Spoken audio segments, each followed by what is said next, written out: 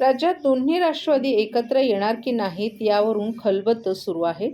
परंतु ठाण्यात मात्र विरोधी पक्षनेत्याच्या मुद्द्यावरून दोन्ही राष्ट्रवादी एकत्र येण्याची चिन्ह निर्माण झाली आहेत.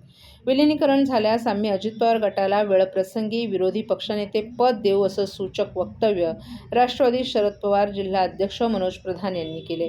परंतु विलिनीकरण न झाल्यास मोठा पक्ष म्हणून विरोधी पक्षनेते पद हे आमचंच असेल असंही त्यांनी स्पष्ट केले.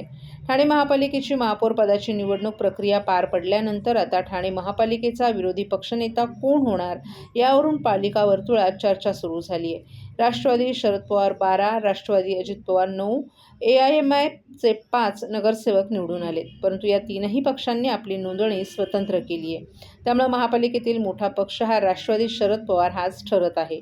त्यामुळे विरोधी पक्षनेते पद हे आम्हालाच मिळायला हवं अशी स्पष्ट भूमिका आता राष्ट्रवादी शरद पवारनं घेतली आहे. परंतु दुसरीकडे राष्ट्रवादी अजित पवार यांनी आम्हाला विरोधी पक्षासाठी दोनही पर्याय खुले असल्याचं मत जिल्हाध्यक्ष नजीब मुल्ला यांनी व्यक्त केले. पुढील 2 ते 3 दिवसात या संदर्भातील चित्र स्पष्ट होईल असंही त्यांनी स्पष्ट केले. दुसरीकडे आता विरोधी पक्षनेते पदासाठी आमचा पक्ष मोठा असल्यानं त्यावर दावा हा आमचाच असेल अशी भूमिका शरद पवार गटानं घेतली आहे. परंतु वेळप्रसंगी दोनही राष्ट्रवादींचे विलीनीकरण झाल्यास नक्कीच आम्ही मुल्ला यांना विरोधी पक्षनेते पद देऊ असंही प्रधान यांनी सांगितलं. ठरलेलं नाहीये. आपल्या पक्षाकडून काही दावा करण्यात येणार आहे का विरोधी पक्षनेत्यासाठी? प्रश्नच नाही. रूल असं म्हणतं की अपोजिशनमध्ये बसणारी जी सर्वात मोठी पार्टी असेल त्याचा विरोधी पक्षनेता असेल आणि भाजप गेलेली आहे सत्तेमध्ये.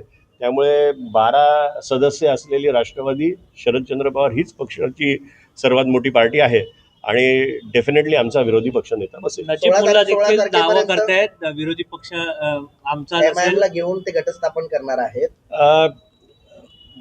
ते अनुभवी आहेत. महानगरपालिकेबद्दल मी त्यांना शिकवणं म्हणजे गैर होईल. पण MIMचा गट वेगळा स्थापन झालेला आहे. NCP अजित पवारांचा गट वेगळा स्थापन झालेला आहे आणि तो असा अमलगमेट करता येणार नाही. जर कुठे आम्ही 2 पक्ष एकत्र झालो तर मग नक्कीच नजीबभाईंना कुठेतरी संधी दिली जाईल. आणि का नाही, ते खूप सीझन्ड आहेत नगरसेवक, पण त्याच्यासाठी आता सध्या तरी थांबायला लागेल. पण जर वेळ प्रसंगी, कारण मोठे पक्ष जे आहेत ते सत्तेत आहेत, शिवसेना आणि भाजप, यांच्या भ्रष्टाचारा किंवा या सगळ्यांना सडेतोड उत्तर देण्यासाठी दोन्ही राष्ट्रवादी एकत्र येणार का? आणि आता जसं म्हटलं तसं नजीब मुल्लांना पुन्हा विरोधी पक्षनेत्याची संधी मिळेल का?